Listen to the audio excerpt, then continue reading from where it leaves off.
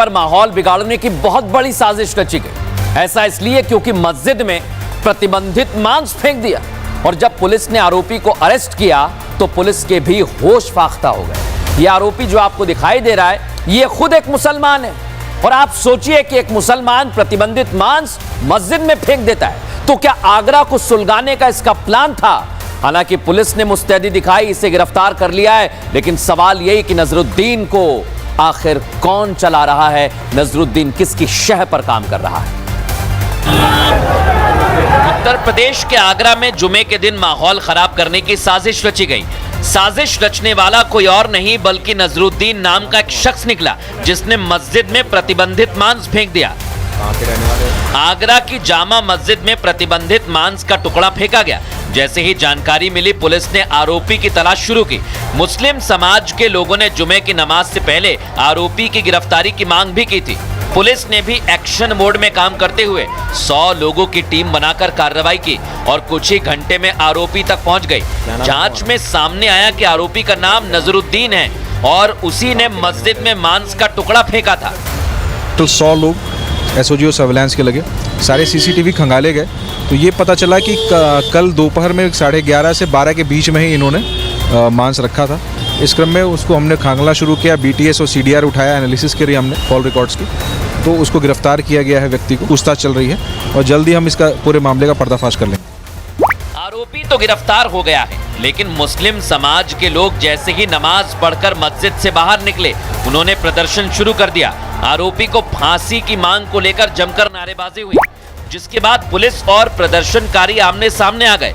Police ने हालात को संभालने के लिए हल्का बल प्रयोग किया। ये वही जगह है जहां पर नमाज से पहले नजरुद्दीन नाम के एक शख्स ने, संदिग्ध ने अंदर मांस का टुकड़ा रखा। जानबूझकर साजिश के तहत माहौल खराब करने की कोशिश की गई, शांति व्यवस्था खराब करने की कोशिश की गई, जिसके बाद नमाजी बाहर निकले, उन्होंने हल्ला भी मचाया, हंगामा भी किया। एसीपी डीसीपी यहाँ पर पहुंचे थे, उन्होंने खुद जायजा लिया है मौके का और साफ तौर पर लाउडस्पीकर पे ऐलान किया जा रहा था, अपील की जा रही थी लोगों से कि आप शांति व्यवस्था बनाए रखें। इसके बाद पूरे इलाके में पुलिस ने मोर्चा संभाल लिया। इतना ही नहीं, पुलिस ने मार्च किया, साथ ही पुलिसकर्मी लाउडस्पीकर से लोगों से शांति बनाए रखने की अपील भी करते रहे ताकि किसी तरह का माहौल ना बिगड़े।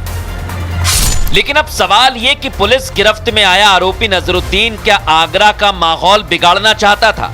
मस्जिद में मांस फेंककर नजरुद्दीन हिंदू मुसलमान दंगे करवाना चाहता था?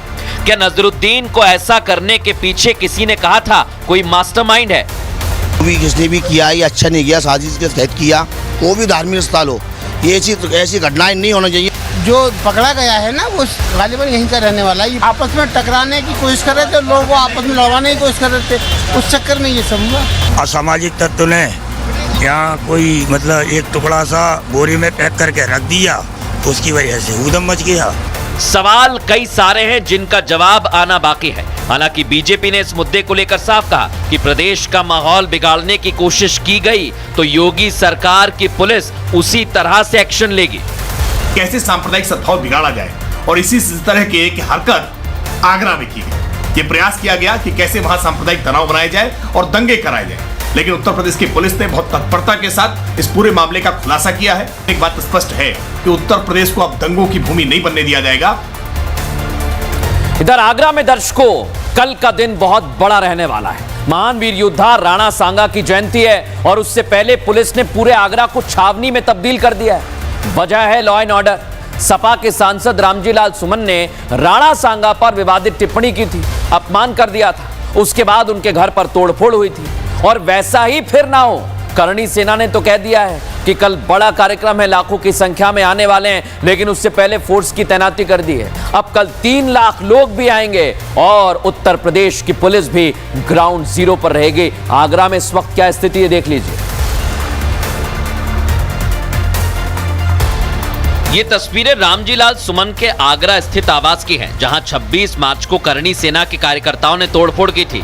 वजह थी सांसद सुमन का वीर योद्धा राणा सांगा के लिए अपशब्द इस्तेमाल करना। ऐसे में अब शनिवार को राणा सांगा की जयंती है और योगी की पुलिस नहीं चाहती कि फिर आगरा का माहौल बिगड़े और इसलिए पुलिस ने पहले ही तैयारी कर रखी है। पुलिस ने किसी भी स्थिति से निपटने के लिए 1000 डंडे मंगवाए हैं और 1500 हेलमेट भी लाए गए हैं, जो पूरे आगरा में चप्पे चप्पे पर पुलिस कर्मियों को दिए जाएंगे। इतना ही नहीं, पुलिस ने बाकायदा इसके लिए एक मॉक ड्रिल भी की ताकि 26 मार्च वाली तस्वीर फिर ना सामने आ पाए। सपा सांसद रामजीलाल सुमन के निवास के बाहर, जहां पर तस्वीर आप देख सकते हैं, अंदर चौपाल लगाया हुआ है, सांसद जी भी मौजूद हैं। यहां पर सुरक्षा के पुख्ता इंतजाम किए गए हैं। आप ये देख रहे हैं, एक मशीन यहां पर लगाई गई है जगह जगह पर। कोई भी अगर एंट्री करेगा तो पता चल जाएगा। सुरक्षा के इंतजामों के लिहाज से बाहर मेटल डिटेक्टर भी पुलिस की टीम के हाथ में है। पुलिस की टीम यहाँ पर तैनात है और आने जाने से पहले उनका नाम, उनका नंबर, उनकी बेसिक डिटेल, उनका एड्रेस लिखवाया जा रहा है। इसमें हमने त्रिस्तरीय सुरक्षा प्लान बनाया है। इसमें आइसोलेशन कॉर्डन है, उसके अतिरिक्त इनर कॉर्डन है और आउटर कॉर्डन है। इसके जो